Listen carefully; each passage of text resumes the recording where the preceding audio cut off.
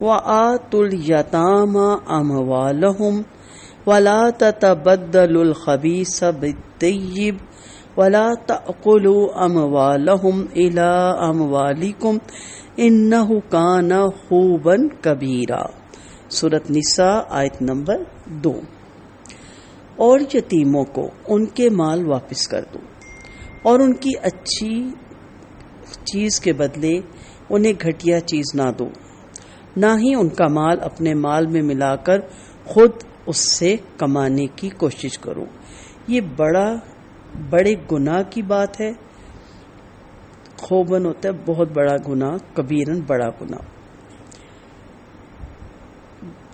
بہت سے یتیموں کے بارے میں احکامات ہیں، جن میں پہلی چیز ہے وَآتُوا الْيَتَامَى أَمْوَالَهُمْ، یتیموں کے مال ان کے حوالے کرو۔ غزوات میں، جہاد میں بہت سے مرد شہید ہو جاتی ہیں، جس کی وجہ سے پیچھے بیوہ عورتیں، یتیم بچیاں اور بچے رہ جاتے ہیں۔ اس دور میں بھی تھا اور اب بھی، جیسے ہماری افواج ہے اور ان کے پیچھے بیوائیں رہ جاتی ہیں یا بچے یتیم ہو جاتے ہیں۔ اس کے علاوہ بھی کسی حادثے کی صورت میں اگر ماں باپ فوت ہو جائیں اور بچے یتیم رہ جائیں تو سب کے لیے ایک ہی احکامات ہیں۔ ان کے مال ان کو دے دو۔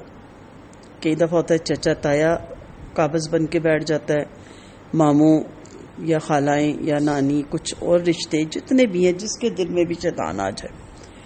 اب جن کی وہ کفالت میں تھے، جو ذمہ دار ہیں، انہیں چاہیے کہ اگر وہ یتیم سمجھدار ہو گئے ہیں، بالغ ہو گئے ہیں، تو ان کا حصہ ان کو دے دیا جائے۔ اب والدین کی حادثاتی ڈیتھ ہو گئی، ابھی چچا اور تایا کے زیر اثر اکٹھے ہی چل رہا تھا نظام، اب وہ بالغ ہو گئے ہیں تو سب سے پہلے تقسیم کی جائے وراثت کی، اور ان کا جو حصہ تھا یا ان کے جو والد ان کے لیے دے گئے تھے، چھوڑ گئے تھے، اور وہ چھوٹے ہونے کی وجہ سے ان کے تایا چاچا یا گھر کا کوئی بڑا سربراہ سنبھال رہا تھا، اب ان کے حوالے کیا جائے۔ ہوتا یہ ہے کہ اس وقت جان جاتی ہے مال دیتے ہوئے، حالانکہ اپنا نہیں ہوتا۔ دوسری چیز ہے کہ وَلَا تَتَبَدَّلُوا الْخَبِيثَ بِالطَّيِّبِ، کسی بھی چیز کو کوئی بھی امانت کے طور پہ رکھوائے اسے تبدیل نہیں کرنا چاہیے، ایز اٹ ہی دے دینی چاہیے، لیکن خاص طور پہ یتیموں کے بارے میں اس چیز کا بہت خیال رکھا جائے۔ اگر ان کے والدین جیولری چھوڑ گئے، آپ نے سنبھالی، آج اب کہتے ہیں کہ ہماری آؤٹ آف فیشن ہے، ہم وہ ان کو دے کے ان کی لے لیں، چاہے آپ وزن کروا رہے ہوں، کچھ بھی کروا رہے ہوں۔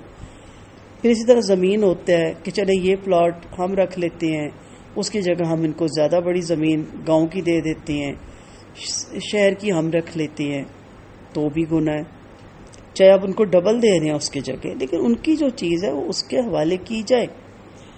اسی صورت میں ہم رکھتے ہیں نا کہ جب وہ ہمارے لیے فائدہ مند ہوتی ہے، اور جو ہمارے لیے فائدہ مند نہیں ہوتی چیز وہ ہم ان کو دے دیتے ہیں، تو خبیث ہی ہوگی نا وہ چیز۔ اگر آپ کے لیے اتنی فائدہ مند تھی تو آپ کیوں چینج کر رہی ہیں؟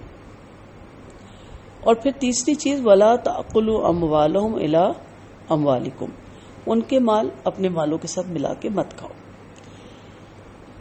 یعنی ان کا مال میں سے اب لم سم اماؤنٹ منتھلی اکاؤنٹ سے نکالتے ہیں، جو ان کی فیس یا ان کی میڈیسن پہ یا ان کی خوراک پہ استعمال ہوئی، لیکن اتنی بھی مت نکلوائیں، اتنا بھی انت نہ مچائیں، اتنا ہی دونوں ہاتھوں سے نہ لٹائیں کہ جب وہ بڑے ہوں تو کہ جی سارا مال تمہیں بھی تو لگ گیا ہے، یعنی اپنا مال تھوڑا سا شامل کیا گیا ہو اور زیادہ ان کا دھڑا دھڑ کھایا جائے۔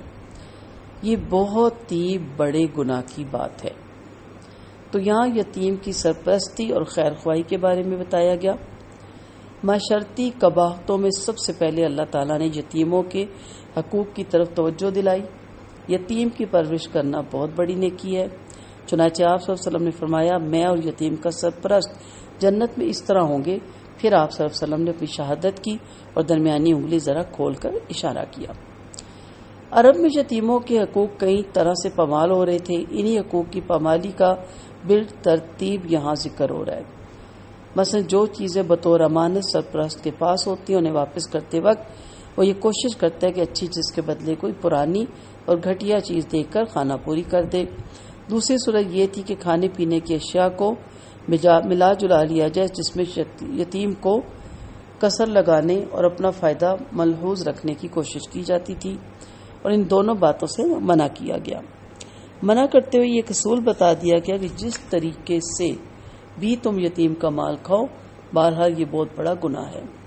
واضح ہے کہ پہلے یہ حکم دیا گیا تھا کہ یتیم کے کھانے پینے کی اشیاء اپنی اشیاء میں نہ ملاؤ، اس طرح بھی یتیم کو بعض دفعہ نقصان پہنچ جاتا تھا، مثلا کھانا زیادہ پک جاتا تھا، وہ نہیں کھا سکتا تھا، اور اس وقت فریج بھی نہیں تھے، وہ ضائع ہو جاتا تھا۔